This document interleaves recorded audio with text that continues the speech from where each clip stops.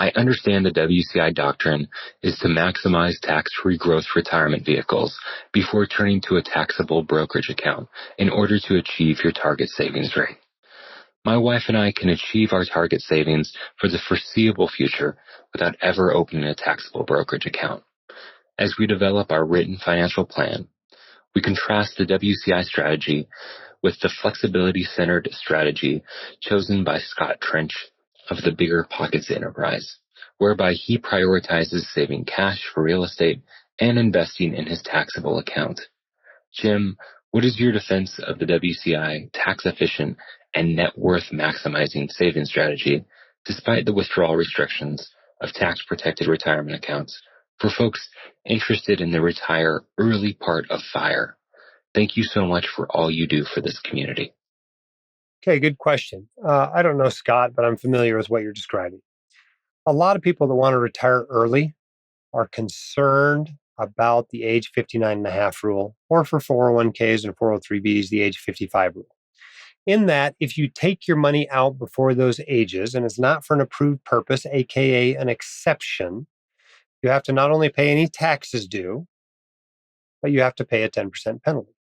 And so they say, well, I don't want to pay a 10% penalty, so I'm just going to invest in a taxable account.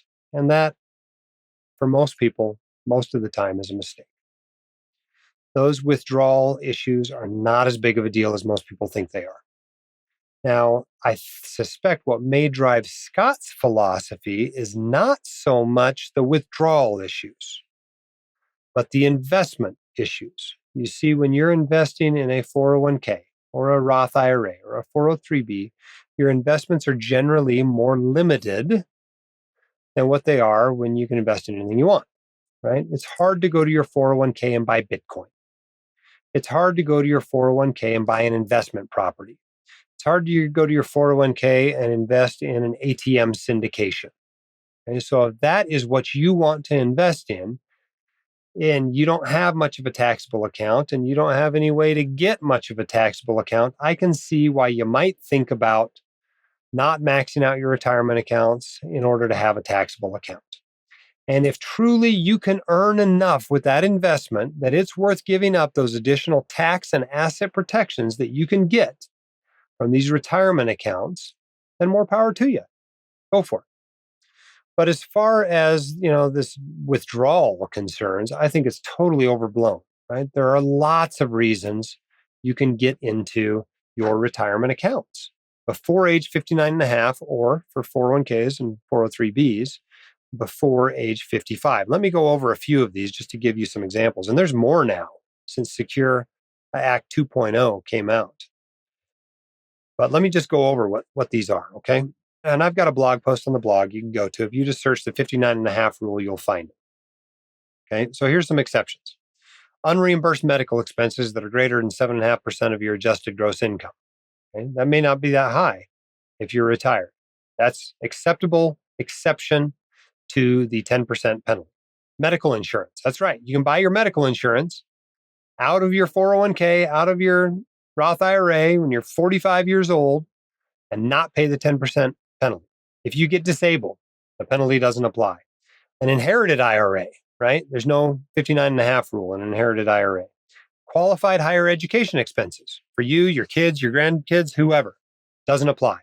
A first home, and the IRS defines that as a home you haven't owned for the last 2 years. But it doesn't have to be your first home. It can be your kid's first home. It can be your grandkid's first home. See how that works? You can pull $10,000 out of that account, and they gift you $10,000 for Christmas, right? Okay, well, that may not be ethical, but it seems to be legal, right? New child, you have another kid or an adoption, you can take $5,000 out. If you got to pay an IRS levy, okay, that's also an exception. If you're a military reservist, you can take money out. That's also an exception. And let's see, what were the ones with the Secure Act 2.0? There's some other ones, like if you've been domestically abused now, you can take a withdrawal without paying that 10% penalty. Let me see what other ones there were. There are several others. Yes, the domestic abuse one and the terminal illness. If you get a terminal illness, you don't even have to die or be disabled. But if you have a terminal illness, starting in 2022, you can avoid the 10% early withdrawal penalty. But you know what the biggest exception to this rule is? Early retirement. Early retirement is an exception to the 10% early withdrawal penalty. Now, in order to retire earlier, you got to follow a rule they have called the substantially equal periodic payments rule, which essentially allows you to take out 3 or 4% a year without paying that penalty. Okay, so 3 or 4% is what it works out to be in your 50s. You have to continue that until you're 59 and a half or for at least 5 years, whichever one is longer. All right. So those are all the ways you can get your money out without paying that penalty. But again, worst case scenario, right? All your money's in tax protected accounts and you got to pay an extra 10%. Heaven forbid, right? And it's not going to be on everything you ever withdraw out of there, right? It's only going to be on some of it because you're going to have exceptions for some of that stuff, and the truth is the extra tax benefit you get from it over those years is going to be more than the 10% you end up paying. So don't skip out on using a retirement account to save for retirement just because you think you're going to retire early. But the truth is most people, and you might be an exception to this, but most people who retire early also have a taxable account. Because in order to retire early, you tend to have to save a lot of money.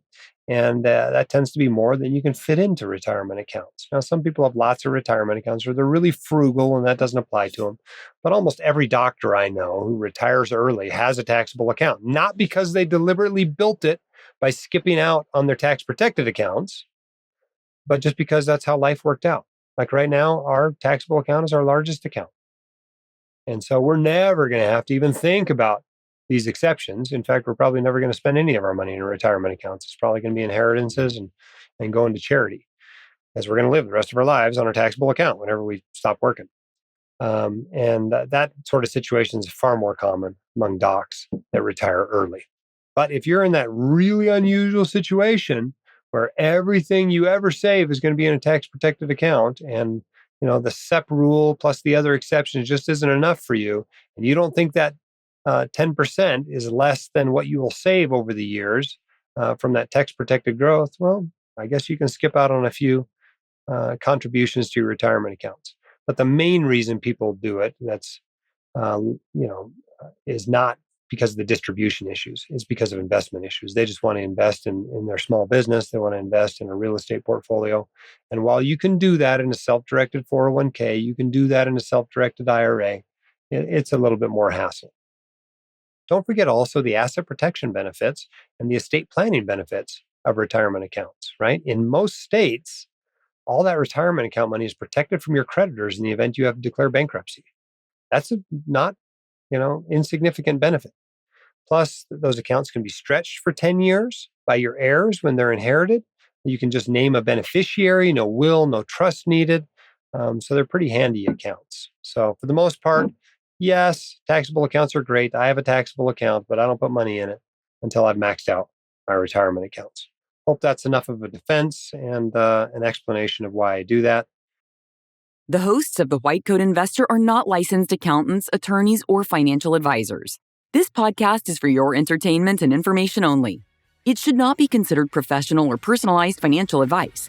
You should consult the appropriate professional for specific advice relating to your situation.